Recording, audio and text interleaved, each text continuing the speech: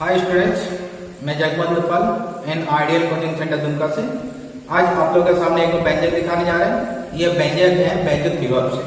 तो देखिए वैद्युत विभव हम लोग किस रूप में देखेंगे। इससे पहले आप लोग देख चुके हैं अक्षीय रेखा के कारण, निरीक्षीय रेखा के कारण। आज हम लोग पढ़ेंगे किसी भी बिंदु पर। इसका मतलब क्या है कि वैद्युत द्विध्रुव के लिए हम लोग जब व्यंजक निकाल रहे थे तो वैद्युत द्विध्रुव जो हम लोग देखे थे, पहला स्थिति क्या देखे थे, अक्षीय रेखा। दूसरा हम लोग क्या देखे थे, निरक्षीय रेखा। आज हम लोग पढ़ेंगे किसी भी बिंदु पर वैद्युत विभव। तो देखिए सवाल क्या बोल रहा है, electric potential at any point due to an electric dipole. इसका मतलब क्या बोल रहा है कि वैद्युत द्विध्रुव के कारण किसी भी बिंदु पर वैद्युत विभव। ये सवाल वेरी वेरी इंपॉर्टेंट है जेट बोर्ड के लिए, झारखंड बोर्ड के लिए। तो देखिएगा क्वेश्चन बैंक में कि झारखंड बोर्ड में बहुत बार पूछा दिया और ये सवाल लॉन्ग सवाल है 5 नंबर के लिए। तो देखिए सबसे पहले सवाल पढ़ने के लिए पहले जानना होगा इसका डायग्राम से इसका खेल है। अधिकतर स्टूडेंट क्या करता है, डायग्राम पकड़ में नहीं आता है, फंस जाता है। तो देखिए सबसे पहले इस सवाल में क्या ध्यान देना होगा, डायग्राम। तो देखते हैं, चलिए डायग्राम। तो देखिए सबसे पहले हम लोग वैद्युत द्विध्रुव यानी इलेक्ट्रिक डाइपोल पढ़ चुके हैं। इलेक्ट्रिक डाइपोल में क्या होता है, दो आवेश होते हैं, एक पॉजिटिव एक नेगेटिव, लेकिन समान परिमाण के होते हैं लेकिन विपरीत प्रकृति का आवेश। इसका मतलब परिमाण जब आप देखेंगे तो आप क्या होता है, दोनों समान होता है लेकिन उसका प्रकृति अलग अलग होता है। अब देखिए वैद्युत द्विध्रुव हम लोग पहले पढ़ चुके हैं। तो देखिए सबसे पहले हम लोग निर्माण करेंगे वैद्युत द्विध्रुव का।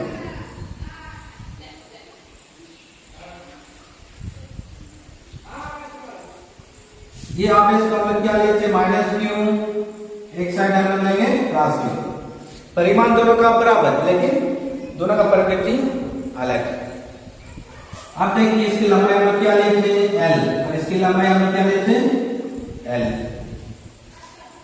अब देखिए इसकी मध्य बिंदु से किसी भी दिशा में, इसका मतलब इसमें क्या होगा, any point. Any point means किसी भी बिंदु पर। इसमें ना अक्षीय होगा ना निरक्षीय होगा।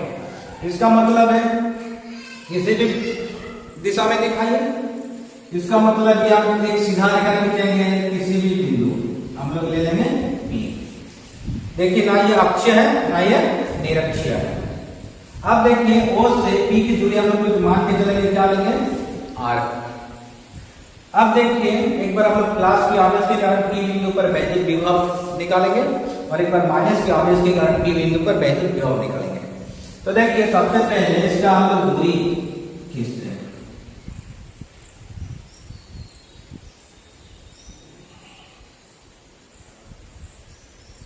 यहां पर इकाई धनावेश हम लोग Q0 रखते हैं। अब देखिए इस पॉइंट में, इस पॉइंट को हम लोग मान के चलेंगे ये, इस पॉइंट को हम लोग मान के चलेंगे B। अब यहाँ पर कुछ एंगल बन रहा है, एंगल का हम लोग क्या लेंगे, थीटा। अब देखिए B से P की दूरी, अब A से P की दूरी यहाँ पर कुछ नहीं है, इसको निकालना पड़ेगा। तो इसको कैसे निकालेंगे, इसको हम लोग डायग्राम से ही निकालेंगे। देखिए जैसे इसका दूरी निकालते हैं। अब देखिए सबसे पहले इसका A और P की दूरी हमको चाहिए, O से P की दूरी R है। तो देखिए उसी के सहारे हम लोग निकाल लेंगे। देखिए O और P जो है इसको हम सीधा नीचे की ओर खींचेंगे, क्लियर। और A पॉइंट से इसमें एक लंब डालेंगे। तो यहाँ पर एंगल कितना होगा, 90 डिग्री। इस पॉइंट को कुछ हम लोग मान के चलेंगे, कुछ मान लेते हैं M। उसी प्रकार B पॉइंट से भी एक लंब हम लोग डालेंगे। यहाँ पर देखिए यहाँ पर भी एक लंब डालेंगे। इस पॉइंट को हम लोग 90 डिग्री देख रहे हैं। इस पॉइंट को कुछ मान के चलेंगे, क्या मानेंगे, N। यहाँ पर हम लोग M लिए, वहां पर हम लोग N लेंगे।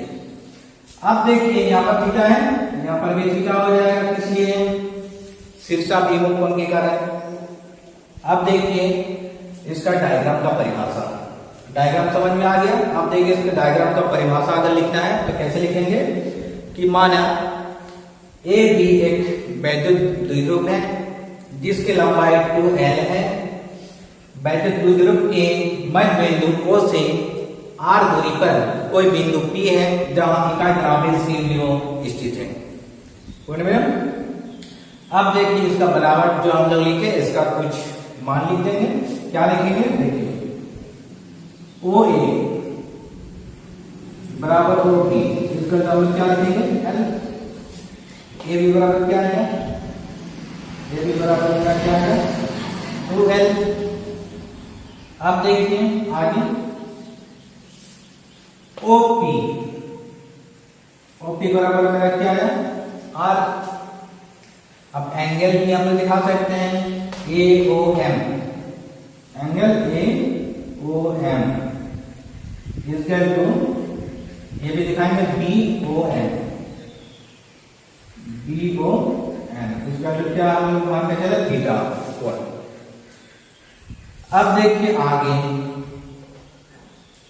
ये जो रेखा है O M perpendicular O M, तो हम लोग क्या डालेंगे? O M, O M perpendicular क्या है? A M.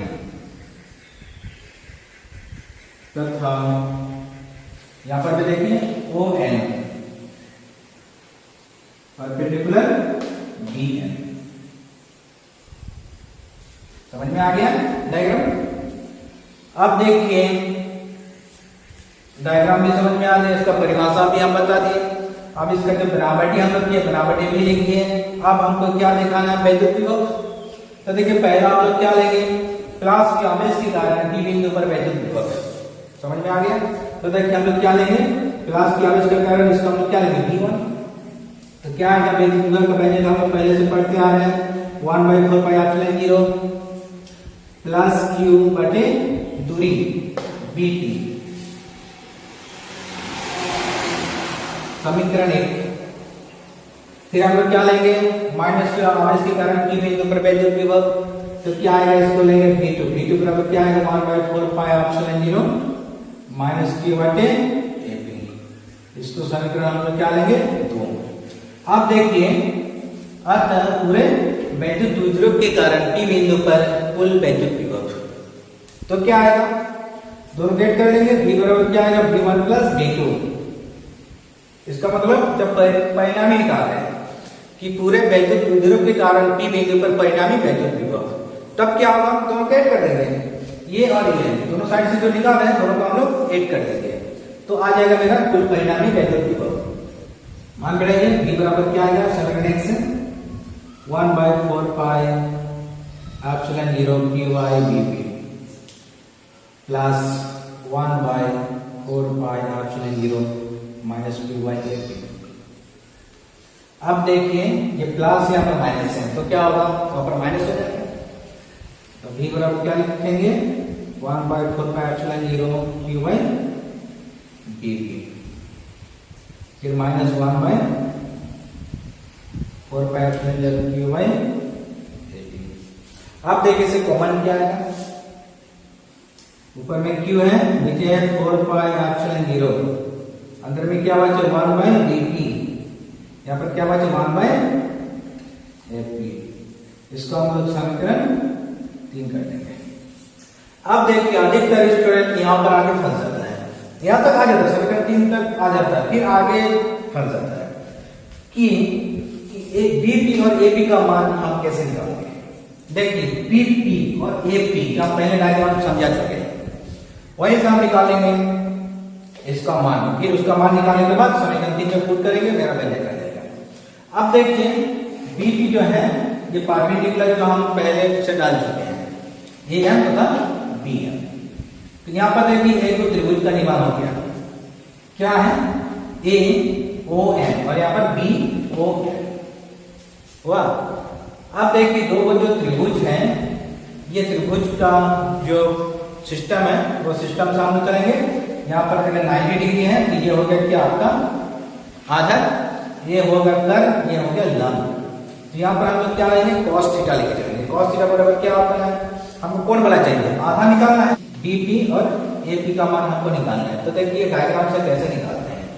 देखिए सबसे पहले चलेंगे त्रिभुज AOM में, चले देखते हैं त्रिभुज AOM में क्या लेंगे? cos theta. cos थीटा बराबर क्या होता है? P/H। क्यों cos थीटा क्यों लिए? जो कि आपको ओ एम का मान हमको चाहिए, क्योंकि ओ पी का मान हमको मालूम है आर, तो ओ एम हम निकालेंगे तो पूरे ऐड कर देंगे तो मेरा इसके बराबर ये हम लोग मान सकते हैं, जो कि यहाँ पर परपेंडिकुलर है। तो देखिए आपको क्या निकालना है, ओ एम निकालेंगे तो क्या हम करेंगे cos थीटा बराबर देखिए क्या लिखते हैं, बी का मान क्या है ओ एम, एच का मान हम लिख दिया क्या डायरेक्ट पुट कर सकते हैं एल, ये मान क्या है एल है। आप देखिए ओ एम क्या आएगा एल cos थीटा। अब देखिए ओ एम मेरा आ गया, तो ए पी, तो देखिए हम लोग क्या जानते हैं A P equivalent to M P, या हम लिख सकते हैं क्यों, कैसे देखिए ये फिजिक्स है, फिजिक्स से ज्यादातर मान दिया जाता है।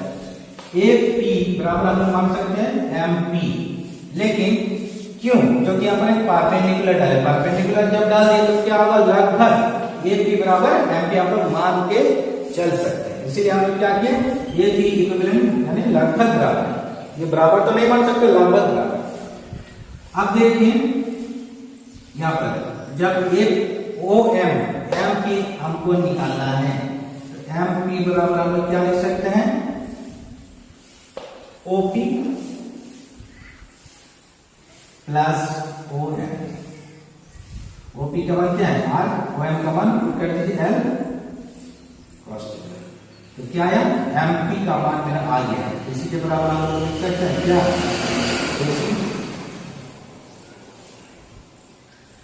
आ गया। फिर ए पी का मान आ गया, अब बी पी का मान कहां से निकालेंगे, त्रिभुज ओ एन बी से, त्रिभुज ओ एन बी में क्या लेंगे, ओ एन cos थीटा बराबर बी बाटे एच, बी का मान कौन वाला होगा ओ एन,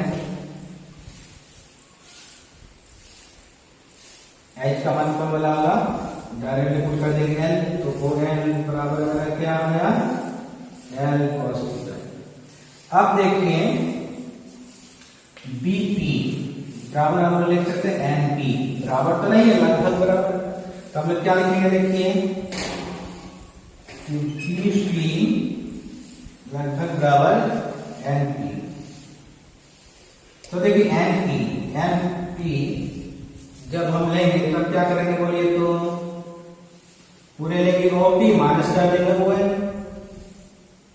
ओपी का मान क्या है देखिए आर, और ओ एन का मान यहां से देखिए एल cos थीटा, इसी के बराबर लिख सकते हैं क्या बीपी, वाह इसका मतलब मेरा बीपी का मान दिया गया और यहां से मेरा एपी का मान दिया गया, ये पॉइंट ध्यान रखिएगा। इसका मतलब क्या है एपी, यहां पर देखिए बीपी, बी का मान क्या आया R minus L cos theta, और एपी का मान मेरा क्या आया AP R plus L cos theta, ये मान ध्यान रखिएगा, ये मान हम डायग्राम से निकालते हैं। देखिए अब हम लोग क्या करेंगे, बीपी और एपी का मान समीकरण 3 में रखेंगे, देखिए समीकरण 3 में हम लोग रख देंगे तो क्या आया समीकरण में बी इक्वल टू क्यू बाटे 4 पाई एप्सिलॉन 0, बीपी का मान रखेंगे R minus L cos theta minus 1 बटे एपी का मान रखेंगे R plus L cos theta.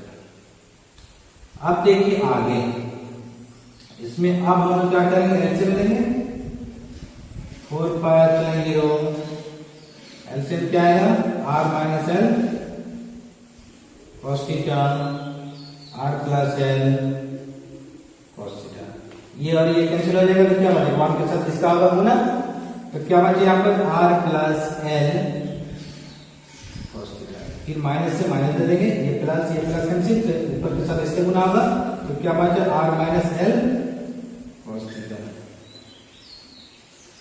अब इसको तोड़ेंगे, ब्रैकेट तोड़ेंगे तो क्या आएगा देखिए क्यू बटे 4 पाई एप्सिलॉन 0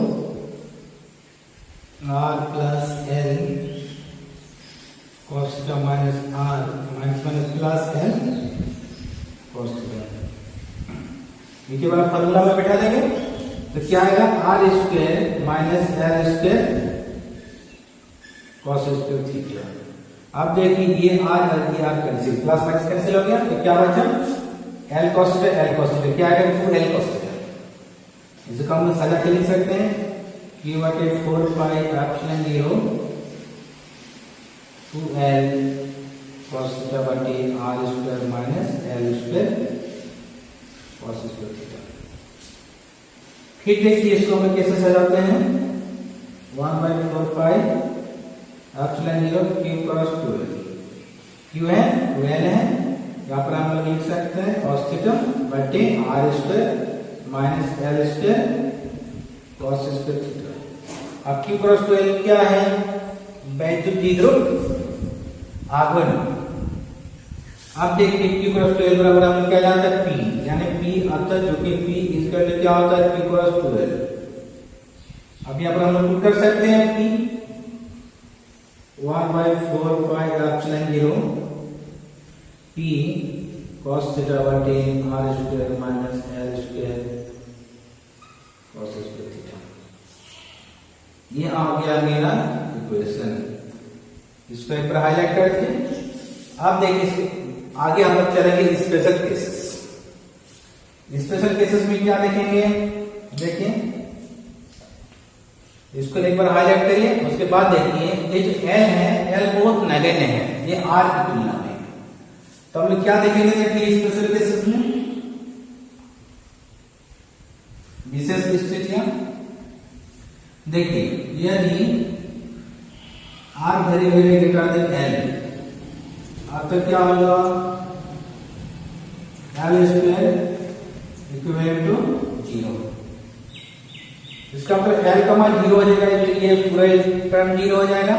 अतः b बराबर मेरा क्या आया 1 बटे 4 pi epsilon 0 p cos theta बटे r स्क्वायर। यह आ गया मेरा इक्वेशन 2। अब देखिए इसके आगे फिर स्पेशल केस में हम लोग देखेंगे कि पहला स्थिति एक नंबर स्थिति हम लोग क्या देखेंगे स्टेप 1 में देखेंगे कि अक्षीय रेखा क्या देखेंगे अक्षीय रेखा में, अक्षीय रेखा में क्या होगा ये जो एंगल कुछ बन रहा है ये एंगल किस दिशा में आ जाएगा तो L और ये OP की दिशा में हो जाएगा, तो क्या आ जाएगा थीटा का मान 0 हो जाएगा। अतः थीटा बराबर क्या आ जाएगा मेरा 0 डिग्री अक्षीय रेखा में। तब cos 0 का मान क्या होगा 90। अतः v बराबर हम लोग क्या लिख सकते हैं 1 by 4 pi epsilon 0 p cos 0 degree बटे r स्क्वायर। cos 0 का मान क्या होता है जी 1। अतः v बराबर मेरा क्या आएगा 1 बाई 4 पाई एप्सिलॉन 0 p बटे r स्क्वायर। ये हो गया मेरा अक्षीय रेखा। लेकिन जब दूसरा स्टेप देखेंगे स्टेप 2 निरक्षीय रेखा में, क्या देखेंगे निरक्षीय रेखा में, तो थीटा बराबर क्या आएगा देखिए 90 डिग्री। देखिए ये जो एंगल देख रहे हैं ये एंगल किस दिशा में आ जाएगा, ये L के साथ ये जो लंबाई देख रहे हैं वो B, इसके साथ ये एंगल हो जाएगा 90। तो हम लोग लिख सकते हैं थीटा इक्वल टू 90। तो देखिए cos 90 का मान क्या होगा 0। हम लोग पुट करेंगे b बराबर 1 by 4 pi epsilon 0 p cos 90 बटे cos 90 का मान क्या आता है जी 0। अतः निरक्षीय रेखा में क्या आएगा निरक्षीय रेखा में वैल्यू विभव आएगा 0। तो देखिए ये हो गया मेरा प्रूफ। अगर एग्जाम में पूछेगा जेट बोर्ड में तो यहां तक लिखना है v इज ग्रेटर 0। इससे पहले हम लोग क्या देखे थे अक्षीय रेखा के कारण वैद्युत विभव, तो वो व्यंजक क्या आया था देखिए क्या आया था 1 by 4 pi epsilon 0 p by r square. देख लीजिएगा इससे पहले वाला। दूसरा देखिएगा, निरक्षीय रेखा में जब हम लोग देखें तो बीच में 0 आया था पहले। तो इसी में जब किसी भी बिंदु पर हम लोग जब निकाले तब देखिए तीनों कंडीशन, तीनों स्थितियां हम दिखा दिए, अक्षीय भी दिखा दिए, निरक्षीय भी दिखा दिए और किसी भी बिंदु पर भी दिखा दिए। किसी भी बिंदु पर वैद्युत विभव के लिए क्या आया था, ये P = 1/4 P cos θ बटे R। लेकिन अक्षीय रेखा में क्या दिखा दिया, ये निरक्षीय रेखा में क्या दिखा दिया, ये जो हम लोग पहले पढ़ चुके हैं, अक्षीय रेखा निरक्षीय रेखा। ये अक्षीय रेखा वाला व्यंजक स्पेशल रूप से पूछा था 2020 में जेट बोर्ड में। तो देखिए ये सवाल हो गया, इतना तक लिखना है। अगर 5 नंबर के लिए सवाल पूछ दिया तो